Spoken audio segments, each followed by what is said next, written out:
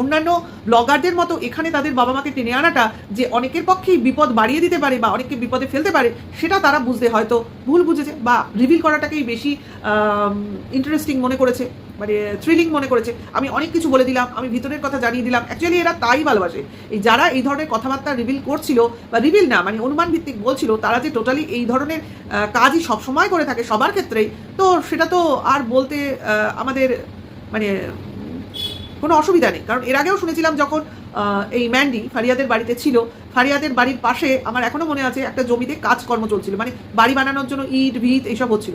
তখন বলতে শুনেছিলাম একজন ক্রিয়েটারকে, ম্যান্ডি নাকি সেখানে জমি কিনছে এবং ওই জমিটা ম্যান্ডিরই, এবং সেখানে জমি কিনে বাড়ি বানানোর জন্যই ফারিয়াদের বাড়িতে গিয়ে রয়েছে।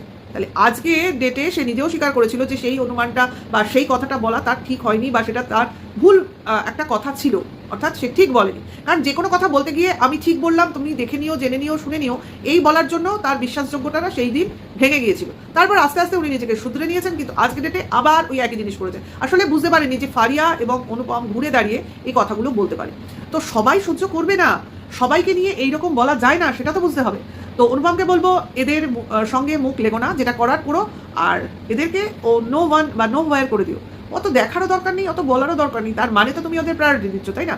কিছু ওরা করতে পারবে না, এটা ওরা ভালো করেই জানে। তার জন্য সব কল রেকর্ডিং ওদের শোনাতে হয়। বা এরা কারা যে কারোর সঙ্গে, আমি তো ভাবতেও পারি না কোনো উকিলের সঙ্গে কথা বলবো বা কোনো কনসালটেন্টের সঙ্গে কথা বলবো, তার কল রেকর্ডিং রেকর্ড করে এরমভাবে শোনাবো, তার পারমিশন নিয়েই তো শোনাতে হবে, না হলে তো সেটাও বিপজ্জনক, তাই না?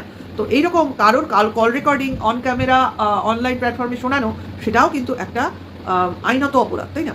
তো সেজন্যই বলছি, তো এক রব উঠেছে যে কয়েকদিনের মধ্যেই, কয়েক ঘন্টার মধ্যেই হাত জোর করে ক্ষমা চাইতে হবে, বা এই যে অপমানজনক কথা বলেছে সেটা এটা বলা উচিত হয়নি, সেটা বলতে হবে ভিডিও মারফত। এই বলে একটা প্রতিবাদের ঝড় উঠেছে যে এটা না করলে কিন্তু সমূহ বিপদ। তো দেখা যাক অনুপম কি করে। তবে আমার মনে হয় না অনুপম এই ব্যাপারে বিন্দুমাত্র বার্তা দেবে, কারণ এখানে অপমানজনক কাজ করেছে বলেই তাদের অপমান করা হয়েছে, আমার এটাই মত। কারণ এরকম না বললে এদের অন্তত মস্তিষ্ক ঠিকানায় আসতো না। কারণ বলছিল, বলারও তো একটা লিমিট থাকে। আরে সবাই ম্যান্ডি নয়, সবাই টিনা নয় যে যা বলবে তাই মেনে নেবে, তাই শুনে নেবে, তাই হজম করে ঘুমোতে যাবে, তা তো নয়। কেউ কেউ প্রতিবাদী চরিত্রও হয়, তো সেটার জন্যও তো তৈরি থাকতে হবে, তাই না? সবসময় গোপন সূত্রে খবর এনে এখানে বমি করবো, সেটা কতজন লোক টলারেট করবে রে? হ্যাঁ, ভিতরের খবর যেটা ক্যামেরায় দেখছি সেটুকু দেখে বল না। মানে কন্ট্রোভার্সিটা বেশি দিন টানা যাবে না, তার জন্য এইসব এনে এর কাছ থেকে ওর কাছ থেকে খবর জোগাড় করে বলা, এবার যে খবর দিচ্ছে সে সঠিক খবর দিচ্ছে তার প্রমাণ কি? এই ভিউয়ার্সরাও তো ভুলভাল কথা বা কন্ট্রোভার্সি বাড়ানোর জন্য অনেক রকম কথা বলে থাকে, আমি জানি।